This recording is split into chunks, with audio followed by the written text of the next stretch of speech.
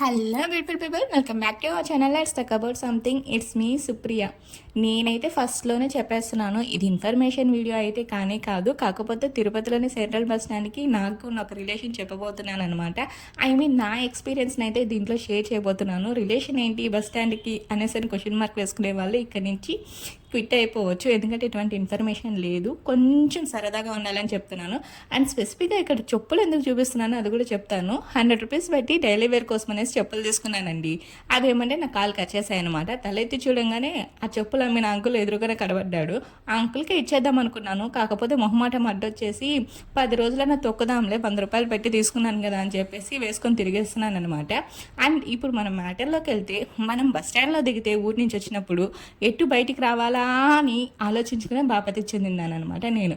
అలాంటి దాన్ని ఎంఎస్సీలో జాయిన్ అయినప్పుడు ఇంటి దగ్గర నుంచి, ఇప్పుడు మీరు చూసారు కదా ఆ రూట్ నుంచి బస్ స్టాండ్కి వచ్చి బస్ స్టాండ్ నుంచి కొంచెం అవతలకు వెళ్ళాలి. గంగమ్మ గుడి వస్తుందనమాట, తాళపాక గంగమ్మ గుడి. అటు సైడ్ వెళ్ళి యూనివర్సిటీకి ఆటోస్ ఎక్కేదాన్ని అనమాట. నేను యూనివర్సిటీకి షేర్ ఆటోలో వెళ్ళేదాన్ని. షేర్ ఆటో ఛార్జెస్ ఎంత అంటే, నేను జాయిన్ అయినప్పుడు 10 రూపీస్ ఉన్నింది. ఆ షేర్ ఆటోతో 2 ఇయర్స్ అయితే వెళ్ళడము రావడము బస్ స్టాండ్ నుంచి అనమాట.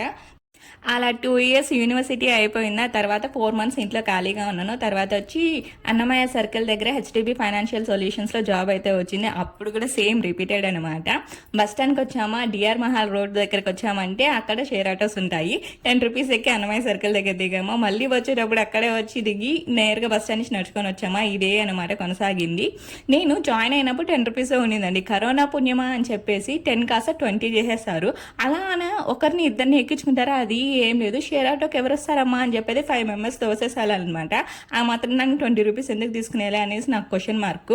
ఇప్పుడు వచ్చేసి అన్నీ అయిపోయింది, జాబ్ రిజైన్ చేశాను, మ్యారేజ్ చేసుకున్నాను. లాస్ట్కి మా ఆయనకి క్యారీ తీసుకునేదానికి మళ్ళీ బస్ స్టాండ్ రోడ్ పట్టాల్సి వచ్చిందనమాట. అందుకే అప్పుడప్పుడు అనిపిస్తూ ఉంటుంది, ఊరికి వెళ్ళేదానికే కాదు నాకు ఈ బస్ స్టాండ్ ఏదో అనుబంధం ఉంది అని చెప్పేసి. కానీ ప్రస్తుతం సిచ్యువేషన్ ఎలా మారిపోయిందంటే, ఊరికి వెళ్ళేదానికి మాత్రం నేను బస్ స్టాండ్ యూజ్ చేయట్లేదు, ఎక్కువగా బైక్లోనే వెళ్ళిపోతున్నాం అనమాట మా ఊరికి. కాకపోతే ఇదండి, మా ఆయనకి ఇప్పుడు లంచ్ బాక్స్ తీసుకురావడానికి మాత్రమే వాడుతున్నాను. వచ్చి తీసుకుని రావడం, కాసేపు ఆయనతో ఉండడం, టైం స్పెండ్ చేయడం, మళ్ళీ వెళ్ళడం అనమాట.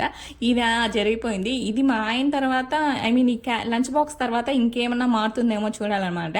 అండ్ ఇక్కడ నేను షేర్ ఆటోస్ గురించి ఒకటి చెప్పదలుచుకున్నానండి. తిరుపతిలోని వాళ్ళు ఎవరైనా రిలేట్ అయ్యి ఈ వీడియో వాళ్ళు చూస్తుంటే కదా కమెంట్ చేయండి. నా చిన్నప్పుడు 5 రూపీస్ ఉండిందండి, తర్వాత 7 రూపీస్ ఉంది షేర్ ఆటో ఛార్జెస్. ఆ తర్వాత 10 రూపీస్ వచ్చింది. కరోనా పుణ్యమా అని చెప్పేసి 20 రూపీస్ చేశారు. ఛార్జెస్ అయితే పెరుగుతున్నాయి కానీ మనుషులు తగ్గించుకోవట్లేదండి. అందరినీ ఆ షేర్ ఆటోలో వేసి కుక్ చేయడమే అనమాట. సో నేను ఇప్పుడు చెప్పిన స్టోరీకి కాలేజ్ స్టూడెంట్స్ అయితే చాలా వరకు రిలేట్ అవుతారని చెప్పేసి నా నమ్మకం. అండ్ స్పెసిఫిక్గా ఎస్వి యూనివర్సిటీకి వెళ్ళే వాళ్ళు అయితే చాలా వరకు రిలేటెడ్ అవుతారు. అది అండ్ 2018 బ్యాచ్ యూనివర్సిటీలో ఎవరైనా కనుక చదువుకొని ఉంటే కనుక నాకు కమెంట్ చేసి చెప్పండి, ఈ వీడియో తిరుపతిలో చూస్తూ ఉంటే. ఎందుకంటే వాళ్ళకి చాలా ఎక్స్పీరియన్స్ ఉంటుంది యూనివర్సిటీతో. అండ్ ఫైనల్గా మా ఆయన లంచ్ వచ్చేసి ఆకుపప్పు, ఒక ఫ్రై, వైట్ రైస్, అలాగే నంచుకునే దానికి బనానా చిప్స్ అయితే తీసుకొని వచ్చేసాను.